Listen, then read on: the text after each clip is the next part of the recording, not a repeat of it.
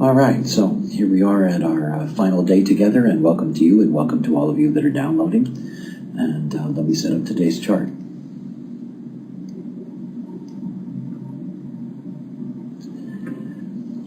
It seems to have been a theme for us in this particular clinic, and we are in our third week. Obviously, there's been a lot of projectors, and it's always interesting to realize how important it is for projectors to be able to study and to be able to get the information they need in order to be able to master their process. By the way, if you hear a buzzing sound in the background, nothing I can do about that. There's some work going on in my building. So here we are with this particular design, and you can see that in your design, what we're looking at is a single definition. That is this definition that is running from the throat center and going down to the splenic system. It's one of the things to keep in mind about what it is to have a simple single definition, that is only two centers connected to each other. There's an enormous amount of vulnerability. We saw that vulnerability yesterday in looking at a simple definition and in a projector and 7 centers that are open. And whenever you're dealing with so many centers that are open, and at the same time you're dealing with somebody that has a defined splenic system, then you know that the protection of their aura is one of the most important things in their lives. And for you, this is one of the most important things that you have to understand. You were given a very powerful defense system in order to be able to defend yourself, in order to be able to protect yourself, and in order to be able to protect your aura. It is something that we don't often think about in terms of the projector, because I think that a lot of negative is applied to the projector in the way in which their aura operates. That is, this focused and penetrating aura. And most of the concentration in understanding projectors is geared to that. That is just seeing this, the way in which the way in which your particular aura can penetrate into the other. But what isn't really understood is how vulnerable that leaves the projector. It's not like being a manifester or being a reflector, the manifester with the repelling aura, the reflector with their Teflon aura. It's not about the generator that's designed to take in the auras of others with their enveloping aura. The projector is very focused. Their aura is very focused on the other, which means that those areas of vulnerability in their design become even more vulnerable in that sense because there is no protection. I mean, in a sense, all projectors enter into relationships, enter into any connection with the other, in a sense, very naked, very open to conditioning. Now, obviously, it's part of your design in that sense to take in the necessary conditioning. All projectors have to deal with that. The potential to manifest, the potential to generate is something that becomes essentially important. And of course, you can see in your design that the real themes for you, the main themes for you, is themes that give you manifesting energy. That is the 58th gate, the other end of the 18th gate, the 28th gate, the other end of the 38th gate, bringing what is a very active root system of yours into connection with your spleen, and of course driving all of this energy up to the throat. I mean, there is the 34th gate, that is obviously a gate that is open to the generative connection. But the real theme lies mostly in the 58 and the 38 because of the logic and individuality that is there in your particular design. It says something so important about the nature of, how aware projectors have to be in taking in the energy of the other. They literally have to be more aware of that than any other type. It is the thing that makes a difference in their life. If you take the wrong fuel into your system, then the system isn't going to work correctly. If you take the wrong forces into your life isn't going to work correctly.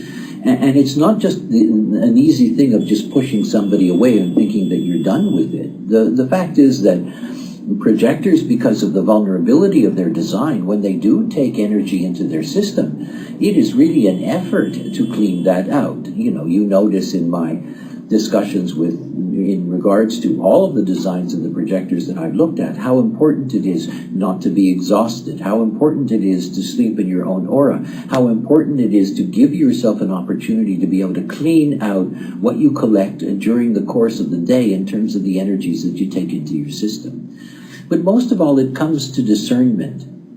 I mean, discernment is really the major theme that is there in design. no conditioning is more powerful than the conditioning that you take in from the other. And here in your definition, the only definition you have is collective. In other words, you really are designed to share with the other. And it means that sharing is something that, you have to be so careful about in terms of discerning who are the correct forces, that have the privilege in that sense of being able to integrate into your system. The other thing is that all single definitions have to deal with the power of the not-self as it operates through open centers. And obviously, you have 7 open centers, and each and every one of them are aspects of your non-self mind. And it begins with the open G. That is, it begins with a real grasp of how essential it is for you to be in the right place. As a matter of fact, when you look at your open G and you see that the only gate that's there is the 7th gate, the only way that you really find your role is when you're in the right place. This is where you really get to fulfill the potential that is inherent, in your particular cross. And of course, the cross itself is so interesting because it's one of those names that, when people look at it, they don't quite know what to make of it. You came in on the left angle cross of upheaval. And, you're really here to turn around the lives of those that you connect to. Again, as a projector, your role in this life, that is the role that's inherent in being a projector, is that you're here to provide guidance. And obviously having the channel 1648, which is the channel of talent, it means that there is an inherent talent in you to be able to provide that guidance to others. Yet at the same time, you have to be very careful about that. One of the most important things for you to appreciate is how special it is for you to be one-on-one with the other human being. And this is something that goes to the very core of what it is to be a projector. But it's even more so in terms of your design. If you take a look at your throat center, your throat center is indicative of your power to be able to communicate. And there's these 4 gates that are operating out of the throat center. Only one that's conscious, obviously, the 16th gate. But if I were to simplify this into keynote language, basically, you have to, the 45, with skills, the 16, make your contribution, the 8, by explaining things. I mean, this fundamentally is who you are. To skillfully, because this is what you have to do, to skillfully make your contribution by explaining things. But in explaining things, it doesn't mean that you have to be permanently connected to the other, nor does it mean that you have to be subservient to any kind of group configuration. So very often collective beings with collective definition, get caught up in group situations, where they feel like, they're able to share. And yet at the same time, they may not really be what is correct for them. I mean, after all, the real group circuitry in design is tribal. I mean, it's tribal. The collective is mostly about sharing with the other. And in looking at these gates in the throat, particularly in looking at the 8 and the 23, the 8th gate that you have is the design Venus, and obviously has a great deal to do with your relationship, your values, your mores in relationship to the other. Now again, this is one of those lines that can be misunderstood, because of its heading, the phony.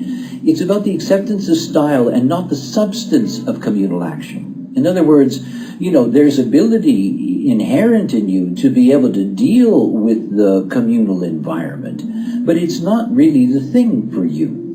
Yes, you have that perfected and rarely detected superficial intimacy. In other words, you really have a gift in that sense of, making the other and making in that group situation, the communal situation, that sense that you're really there and you're really committed to the process and whatever the case may be. But it's not what is natural for you.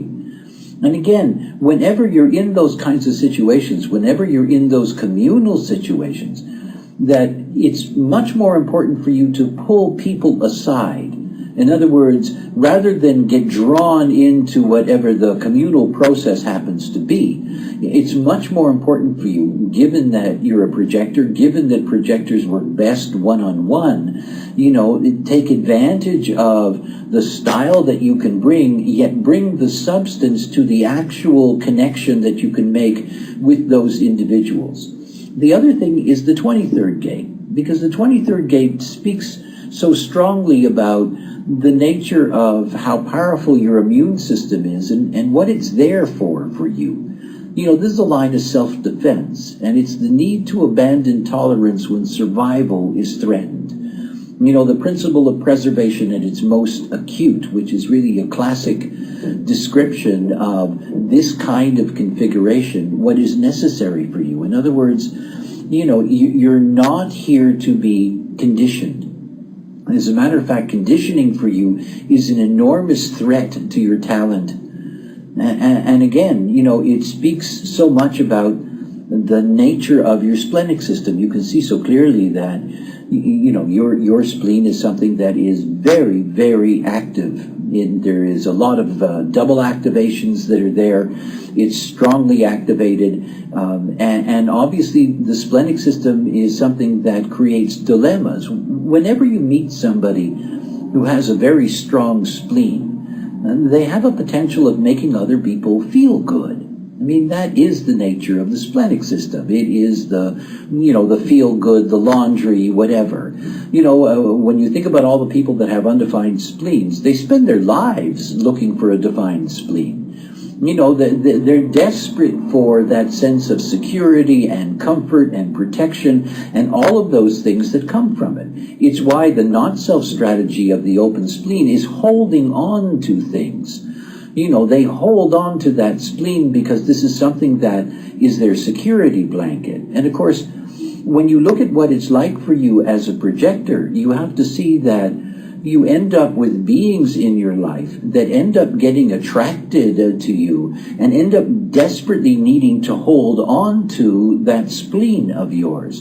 And of course, you know, all of that leads to dilemmas. That is, it leads to dilemmas, as it does for every projector, you know, when you end up with forces in your life that are just simply not correct for you. It goes back to the basics. I mean, it always goes back to the basics. It's the most beautiful thing about human design is that fundamentally it's simple. Mechanics are fundamentally simple. It is about protecting yourself.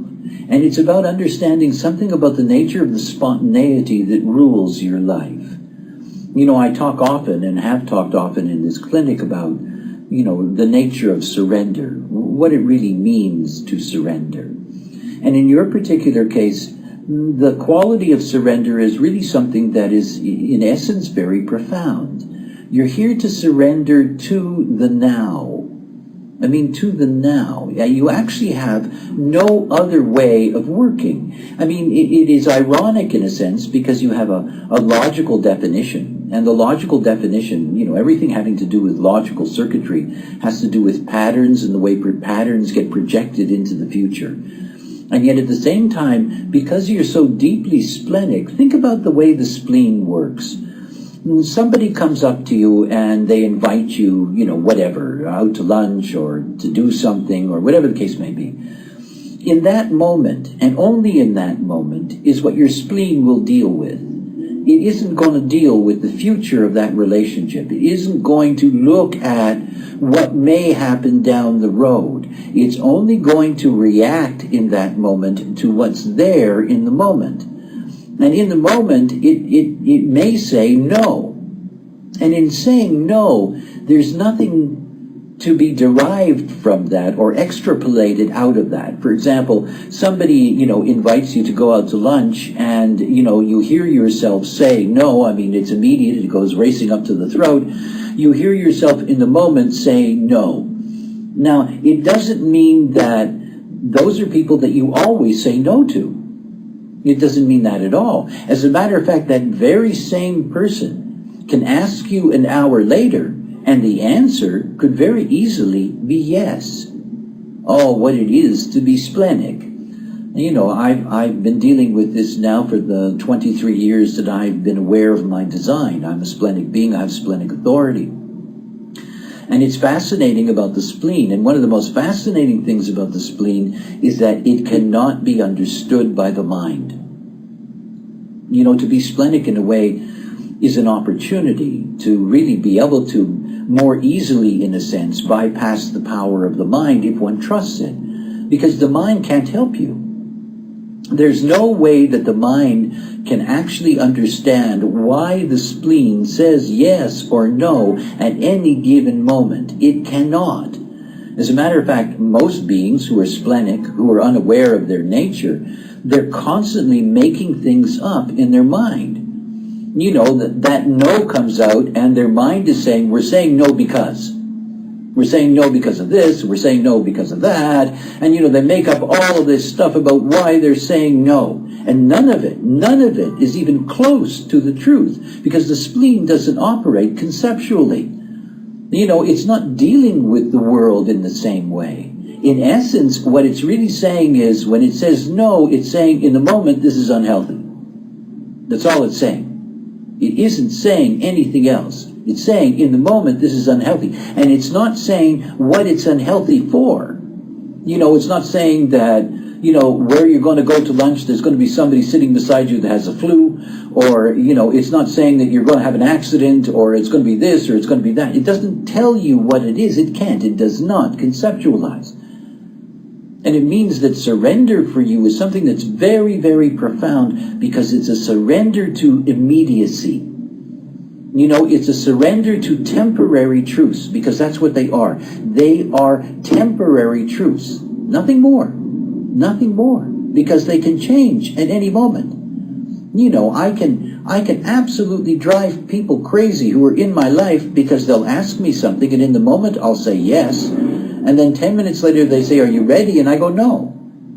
And I have no idea why I said yes.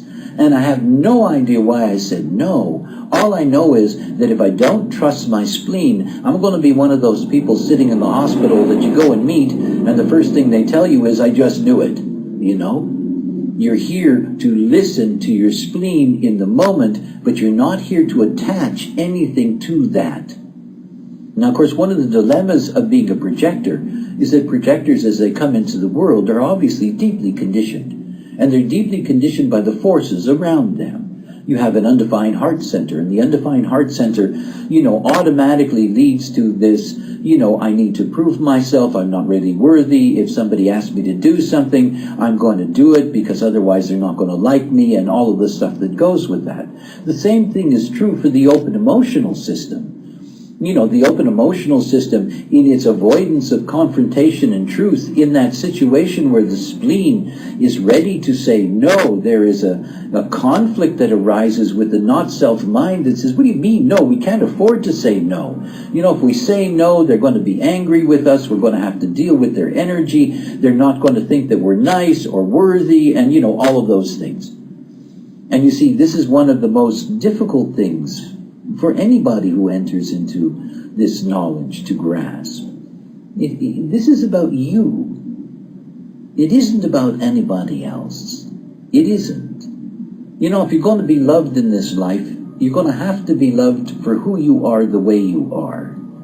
You know, there is no other way. The vast majority of human beings, in the relationships that they have in this life, that those relationships are always based on a competition over who can change the other in a way that they prefer. You know? Oh, if only you would do this, or if only you would be like that, or if only, you know, it's always the same thing. And again, you know, the integrity of what it is to be us, you know, to be unique, to be able to fulfill one's purpose on this plane, that nobody can do that for you. No one. You know, you could be helped in this life. I mean, you have your personality son in the 18:6. You know, it's a sweet-sounding line, Buddhahood, but it's really about being spoiled. It's about having mentors in life.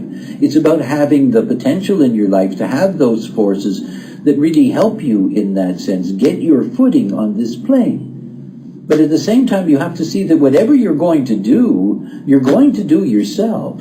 You know, there is no other way to do it. And as a projector, you have to see that the only way that that can be fulfilled, and in many ways your advantage by being left angle, is that through discernment you get the correct allies in your process. Now, In going back up here to the profile, the thing about being a 6-2, all 6-line beings go through a tripartite life process. It's really very, very specific.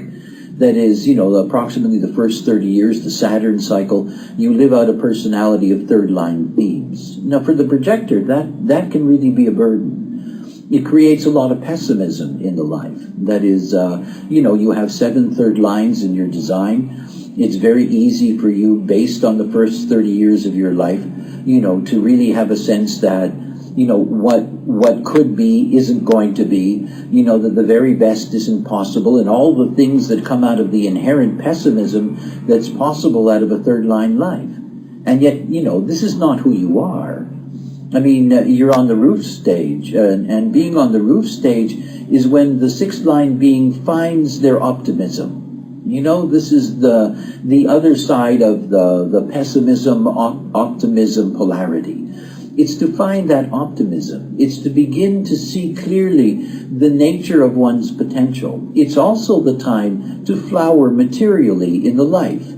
I mean, from the Saturn return to the Chiron return, approximately 20 or 21 years, 22 years in the life, this is the time for the 6th-line being to establish themselves materially in the world. It's a time for them to distance themselves from the chaos of the first 30 years of their life. And of course, for you, this is something that, goes back to what I've been referring to throughout the week. That is the nature of the call. To be called in this sense to the right struggle, to be called to, the right provocation, to be called to what is, correct for you. Being able to hear the call, this is the one of the most difficult things of all. Is to hear the call. Most human beings who carry a 2nd line in their profile, they just don't get it. I mean, they don't. They're so busy in their personality consciousness trying to figure out, what they should do and what they shouldn't do, that they never have a chance to hear the call actually come to them. It's the same thing with the nature of invitation. I mentioned, I think it was yesterday, I mentioned the fact that, there are those that assume that projectors only get invitations once in a while. But it's not the case. Important invitations, yes, that's true. The invitations to career, love, friendship, all of those major connections in this life. But the fact of the matter is that when the projector is truly in their process, what they get to see is that invitations are everywhere. I mean, they're everywhere. And it's just a matter of waiting for them to formally arise. And in the case of your design, because you're not emotional, because you are so strongly splenic, you don't have to wait when an invitation arrives.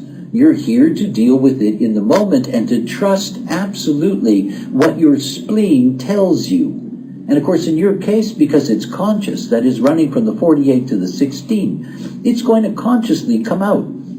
In other words, you're going to hear it expressed. And the dilemma for you is not to get caught in your mind in trying to think of the things that you want to say, or could say, or might say, or should say in any given moment. The key for you is allow your spleen to speak. Because that's what you have. And you have a spleen that is deeply aware. You have very strong instinct in the 44, very strong intuition in the 57. All of that feeds into the 48. All of that feeds into your depth that gets to be expressed with skills in the throat. And it's what you say in the moment that matters. It's not what you think later. It's not what you prepare to say. As a matter of fact, that is the worst possible thing you can do, is to get into, preparing, to say things, because this is not what is correct for you.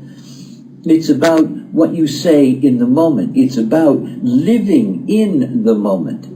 It doesn't mean that you can't have, some kind of general view that looks towards, the nature of your life and, where it can go and long-term commitments and all of these kinds of things that are possible. And yet, no matter what the plan seems to be, The plan is never the thing, because the only thing that really exists, is what is correct for you in that moment and what you say in that moment.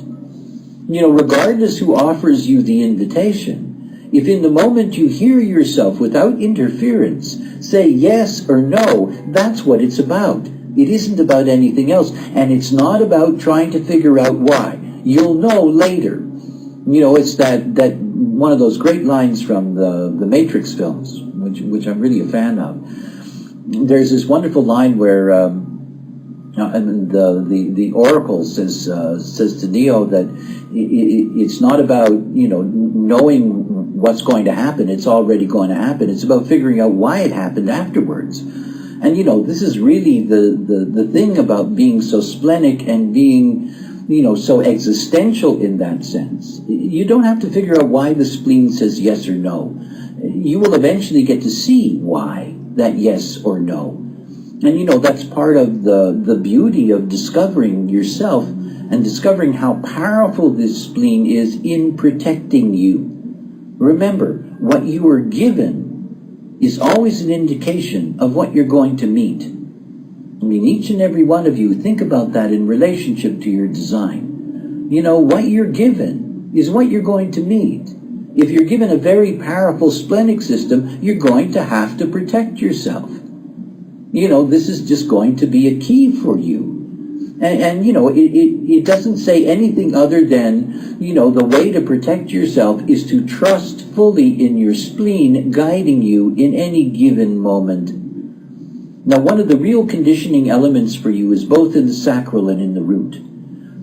Because of the nature of your root center, where you have all of these activations, that is, you have 5 different gates, got, double activation there in the 42, one of the things about that is that you get over-energized the moment that anybody hooks up your root. And of course, this is something that can be very debilitating in terms of exhausting you.